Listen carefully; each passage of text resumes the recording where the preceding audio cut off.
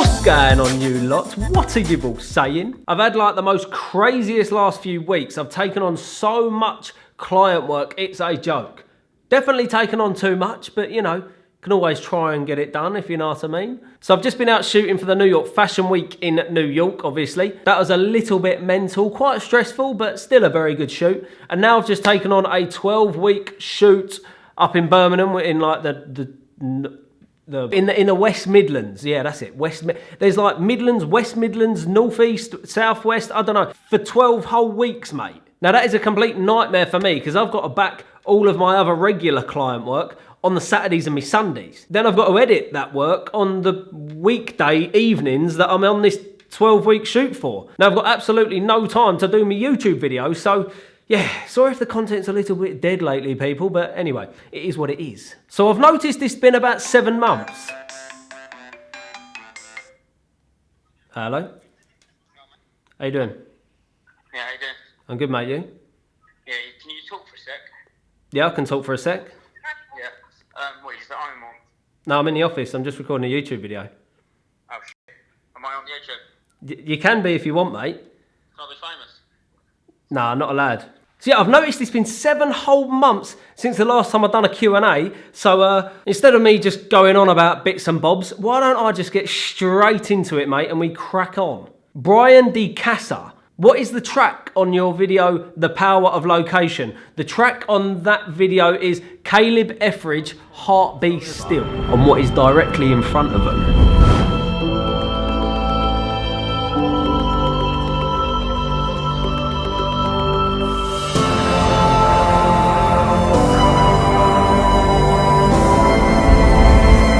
Caleb Etheridge, honestly, is like one of the sickest composers on ARTLIST, mate. He's easily like top 3 of mine. So yeah, ARTLIST, Caleb Etheridge, Heart Be Still. That's the one, bruv. Harrison Lamb. How do you get your drone into Morocco? Anyway, so I went to Morocco with my man Mike Visuals, and he managed to hook us up with a contact company called Travel Link Morocco. Incredible company. They managed to find a way for us to get our drone into Morocco. We had to pay like about 1,000 it's not rupees, what is it in it might even be rupees, I can't remember. Anyway, we had to pay a little bit of dough to the government to let us in with it or something. But yeah, it wasn't all about the money. There was loads of paperwork and stuff like that, and then we had to get permissions, where we could fly, all of this kind of stuff. So yeah, that's how I got my drone into Morocco. But if anyone wants to take their drone to Morocco, I definitely do not recommend it unless you've actually got a legitimate contact in that country that can get it in for you, because there's a 100% chance you won't get it in there, mate. When we was in the customs at Marrakesh, I was literally sitting in there and all I could see was Mavics, Phantoms, another Mavic, a Mavic Air. And I literally just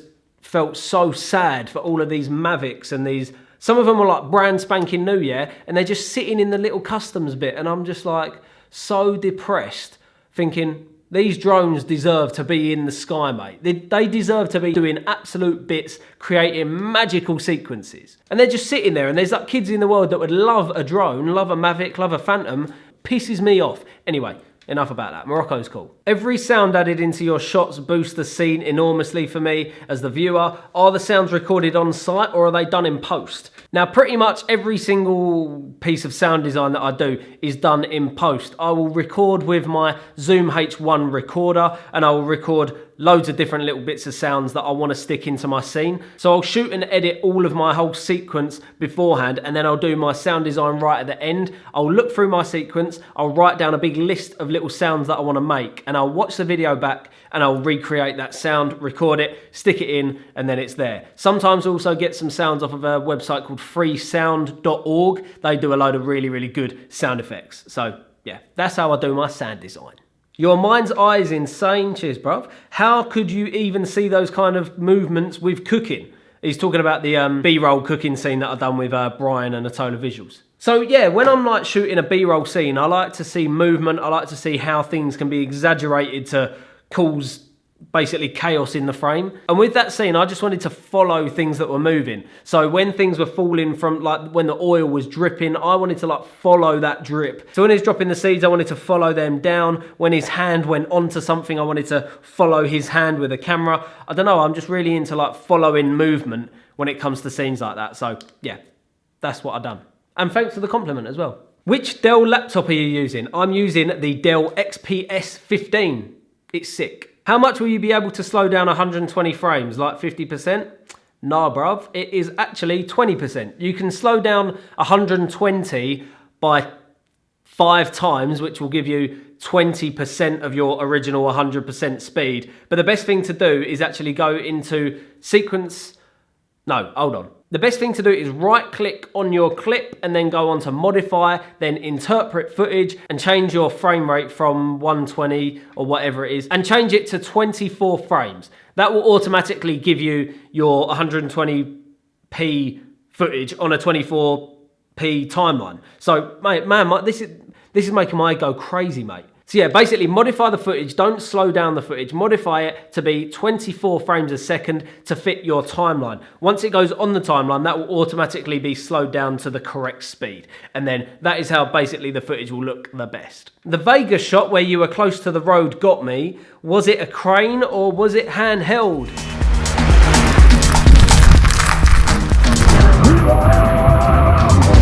That particular shot, I'll whack it in now, was done with the Crane Plus. Now I literally just stuck it in the POV mode upside down in inverted mode and then got pretty close to the ground and give it a little bit of a roll. Yeah, done with a crane. In your cooking B-roll sequence, did you shoot all of it in manual focus? Yes, I did. I shoot everything in manual focus. I cannot remember the last time I used autofocus for filming video. Why would I want my camera to tell me where it's going to focus? The camera is my bitch. I'm telling the camera where to focus because it's a tool. Like, the camera shouldn't be telling me where it wants to focus. I'm telling the camera where to focus because I'm in complete control over what is being captured. In my opinion, I would never ever let the camera tell me where it's going to focus. I tell it where to focus. How about some fake LED candle lights for the shelf behind you to light up the Create logo? Jamie, great idea, mate. So in my last video, I've done a video about my lighting setup in this kind of set. So usually I have my camera literally there, pointing this way, and you can actually see up there, which is like a cupboard. And I've got my Create logo up there, which is actually over there for this particular shot. And he suggested that I should put an LED light up there just to kind of expose that Create thing a little bit better. And I'm definitely going to do that, Jamie. So thank you very much for the suggestion. Are you going photokina? Yeah, boy, I am going photokina. Yeah, I'm going to go on the Thursday and the Friday. That's the 27th and 28th. And then straight back to London for bloody Spain on the 29th. Chaos. I'm looking to get into videography. Should I call my business Raphael Paz Films or should it just be my name? Bruh.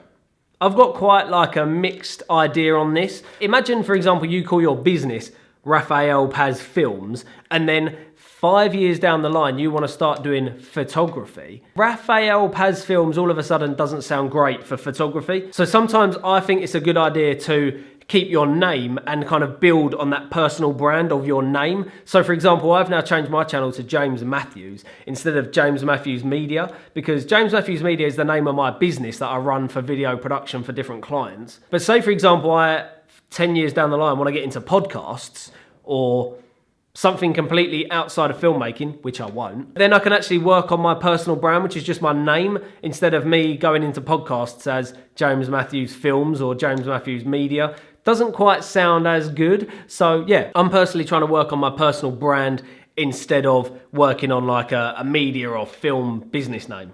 Does that make sense? I hope so.